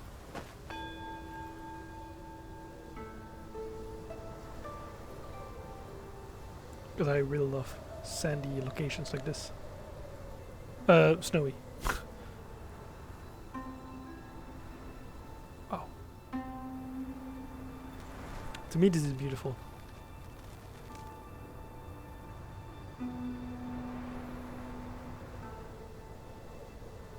Very nice. Very nice.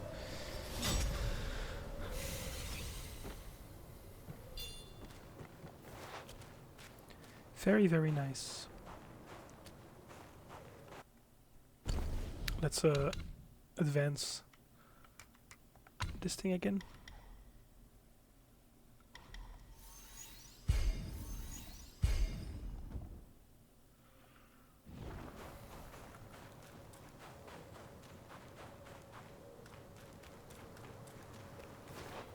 I guess I can walk over the ice, right?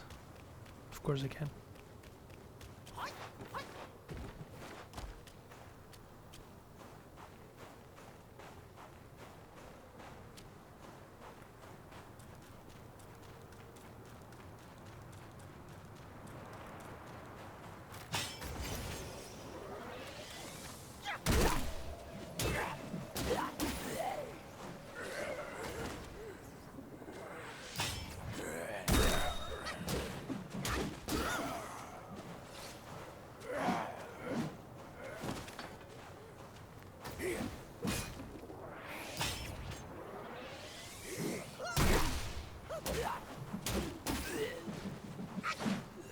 Bonk.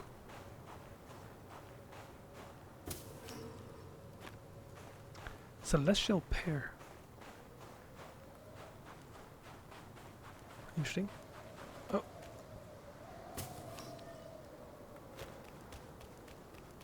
I think that's all.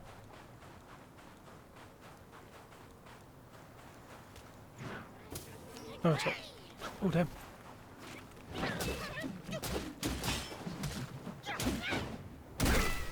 Bitch. Sit down. Okay, 16,000. We need like 5,000 more.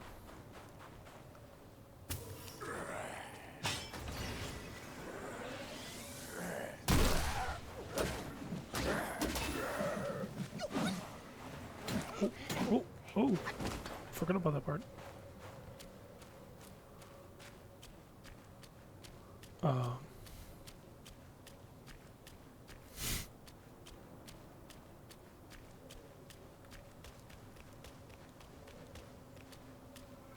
I knew it. It can be calm. It can be like a big ass area and then be calm in these games, I swear. It always has to be like a boss fight area. Fuck. Why is it in the water?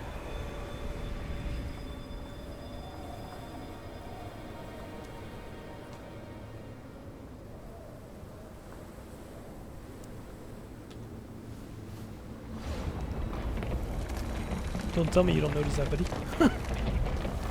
Get the fuck out of there. Oh. How delightful. It still recalls your scent.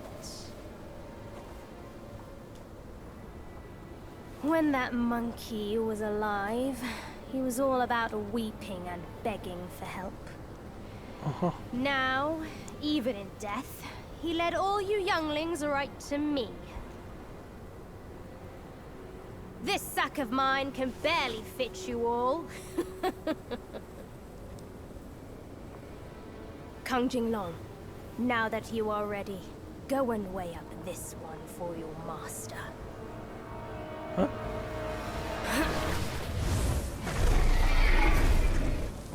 See if this monkey merits a place amongst my disciples. Oh fuck. Kang Jinglong. I mean, I defeated one of them before. Get defeated twice though.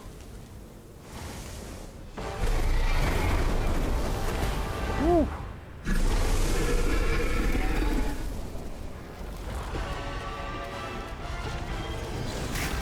Okay.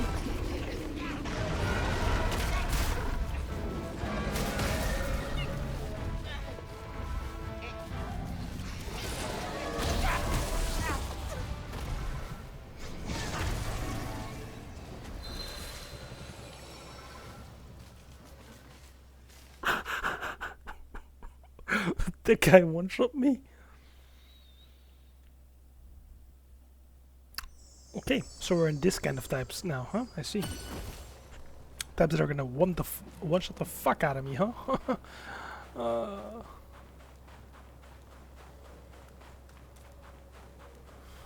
Okay. I guess I have to take him down at some point, so. Whew.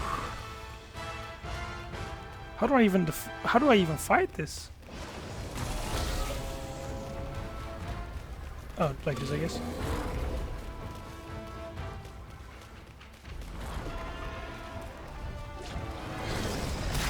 But what the fuck? How do I dodge that?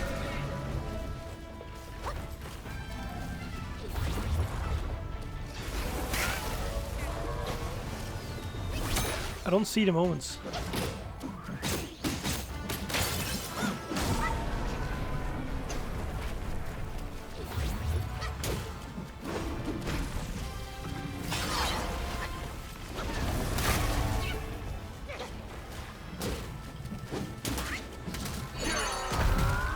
Yeah, it's gonna miss, of course it is.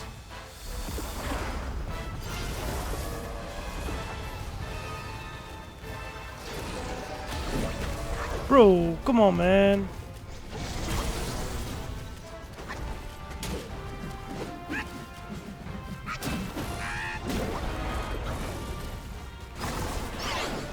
How do I...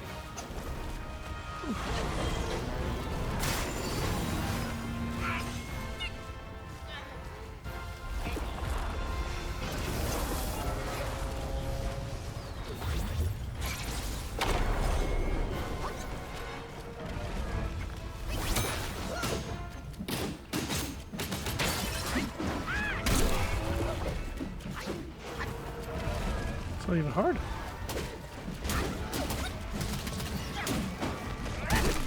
I mean, not even hard. I mean, not even strong.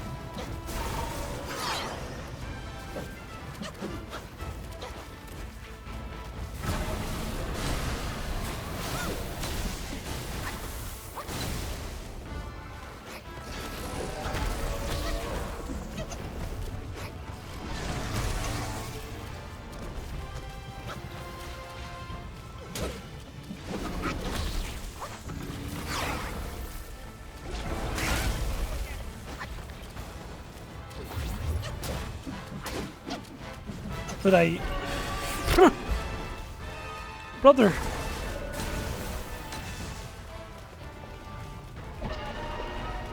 It's not hard, it's just... It's just like, I can't hit it. And it has like overpowered as attacks, but okay.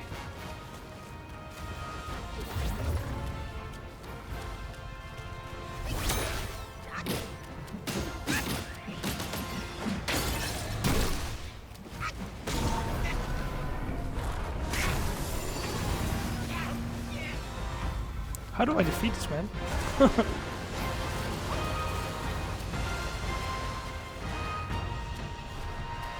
Like, you're literally in the sky 24/7. Like, what do I do?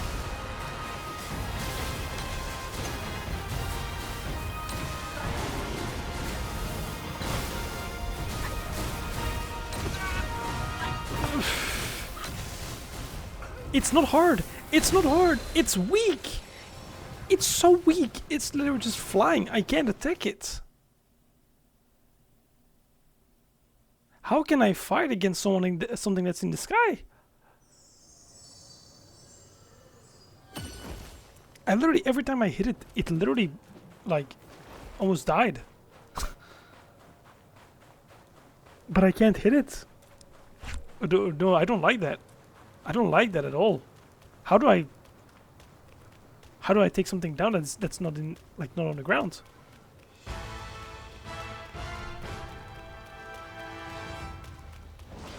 I don't know.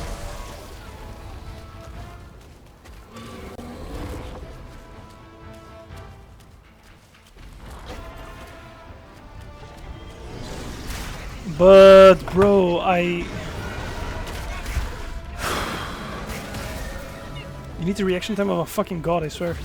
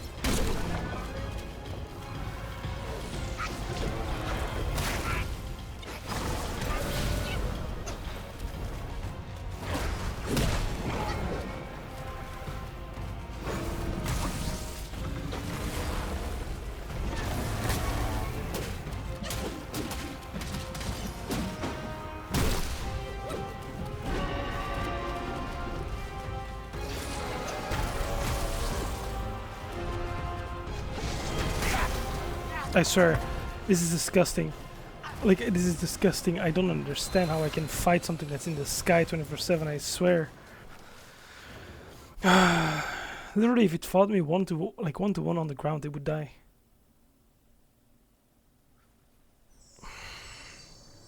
I don't like that, really. I don't like that at all.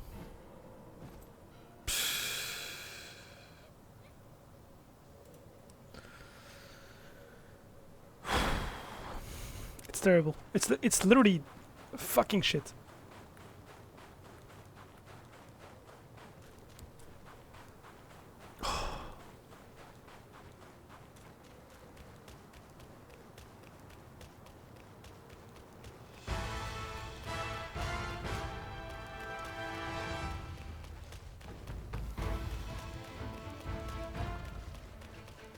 How do I beat this, really?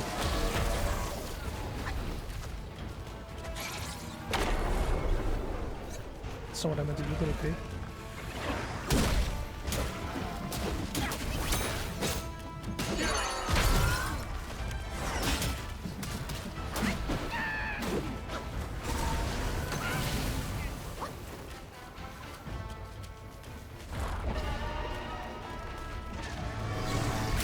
But I dodged, man! Fucking shitty as attack, man.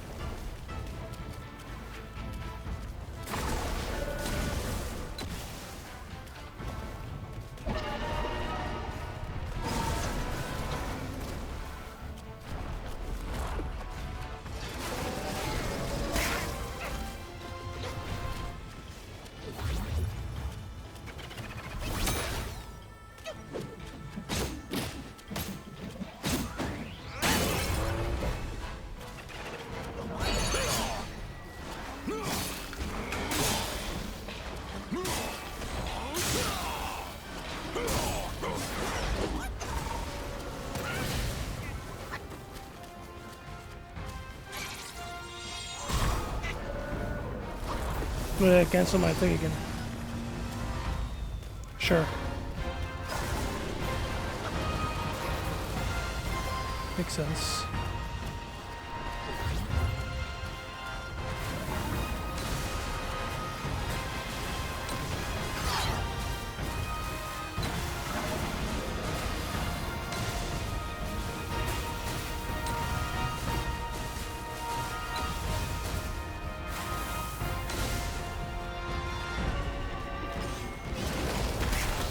How do I genuinely beat this though, man? Of course. I swear, what is this, man?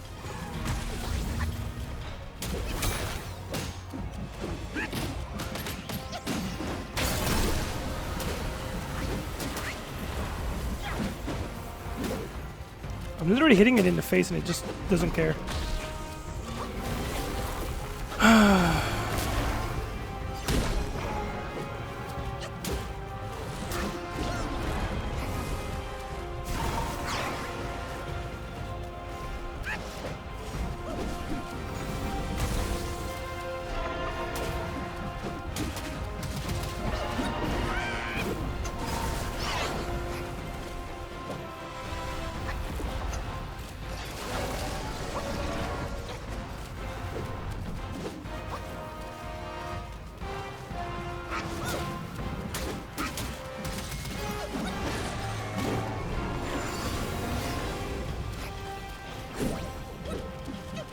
How did I...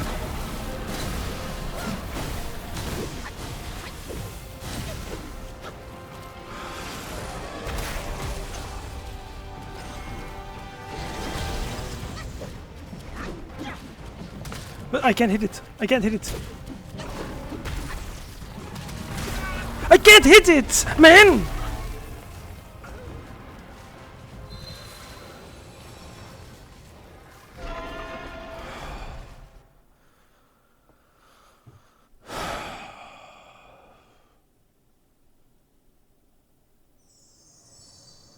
I don't like that.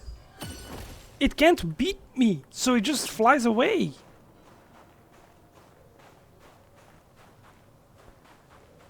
That's dumb, man. That's fucking dumb.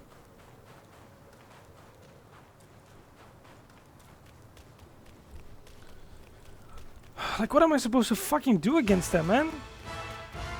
There's no fun in this.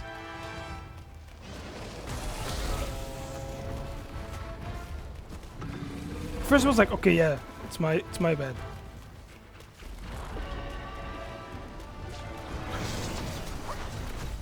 But now it's just like, what am I supposed to do, man?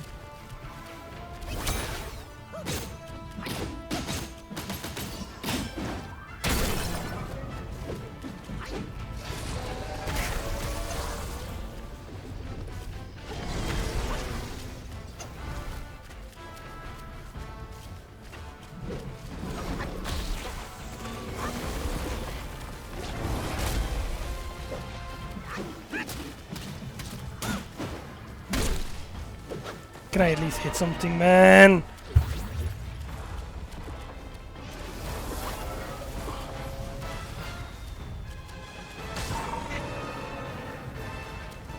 There's genuinely no fun in this, man.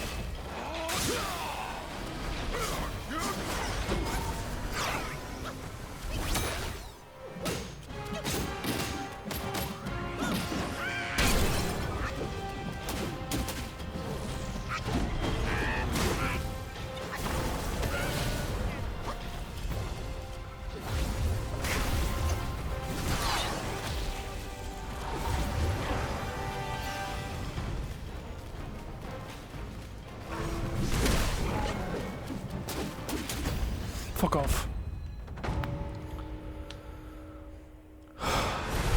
Fuck right off. Stupid flying thing.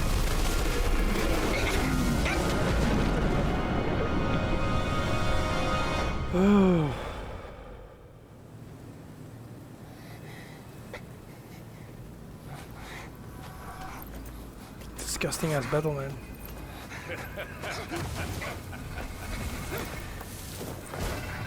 You have chosen your way. This time, there will be no easy way out.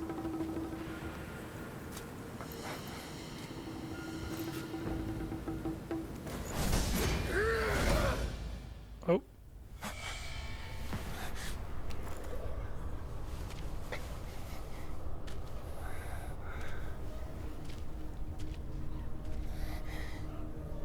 What the fuck, where am I now? Pagoda realm.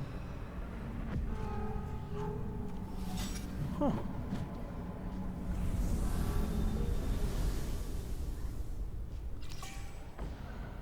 Starlit cloud-bidden antler. Be now. A deity or a Yogwai.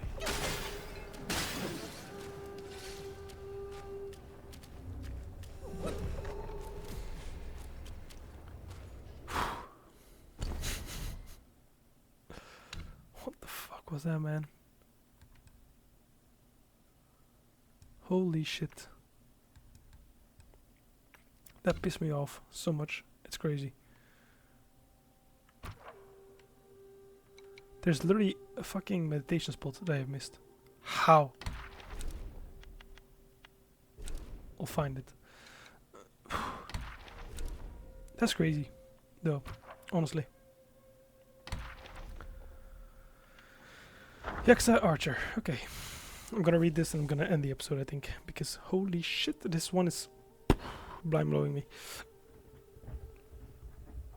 Anyways, I don't think it's gonna be a long episode, this one.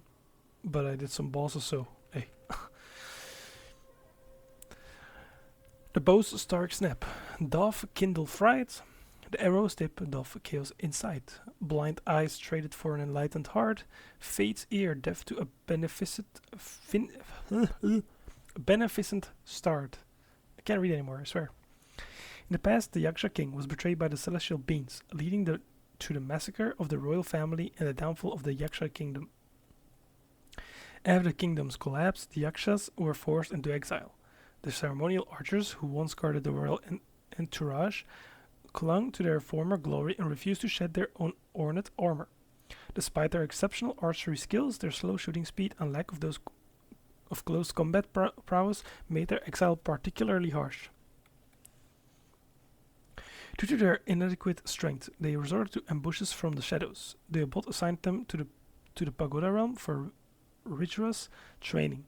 They endured daily torment there, especially when the money wheel played its beguiling chants, driving everyone mad. During these times, the blade monks would seize the opportunity to behead the archers with their large blades, leaving the Yaksha archers desperate for a way to fight back.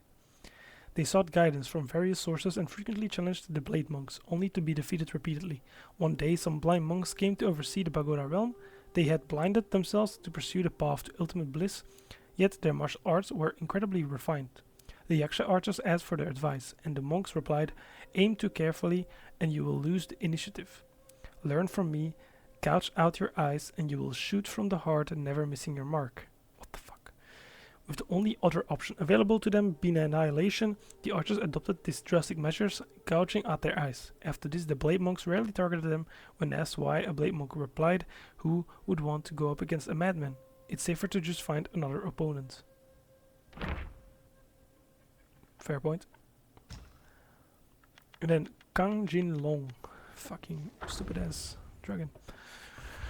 Halfway to the west, the journey long, returning to the homeland where dreams belong. Strengthened and weakened by the mighty sack, principles falter on a misguided track. Kang Jin Long, one of the 28 constellations, is the second constellation of the Azure Long of the east. With a sharp horn on her forehead, she once drilled through the gold Kimbles to rescue the great sage. Since then, the constellation officers have upheld the principle of staying sharp. leading many immortals to believe that some strange influence had invaded their consciousness. One day during the roll call in Dome of Stars, the Dawnstar was missing despite the rough inquiries. No one knew his whereabouts. Coincidentally, Yellowbrow returned to the New West to host a grand ceremony inviting various Yaoguais, gods, immortals, and Buddhas to attend. Hearing the news, Kang Jinlung sought permission from the Celestial Court and attended the ceremony, intending to secretly investigate the Dawnstar's disappearance. However, like the Dawnstar, King Janglun also vanished without a trace. The Constellation Officer speculated and compared notes, realizing that both the Dawnstar and Kang Jinglun had once done the Great Sage big favors. They suspected a connection with the Great Sage. Reflecting on their past interactions with the Great Sage, they grew fearful. Kui Move Wolf scoffed, "Though the monkey ruins my plans, I still respect him. But you all who always boasted about your friendship with that monkey, why are you silent now?" Nice. Holy fuck, dude. Alright. I'm gonna leave the episode here though. I don't know how long I've been recording for. I don't think it's been that long. But that's okay. Because I'm drained.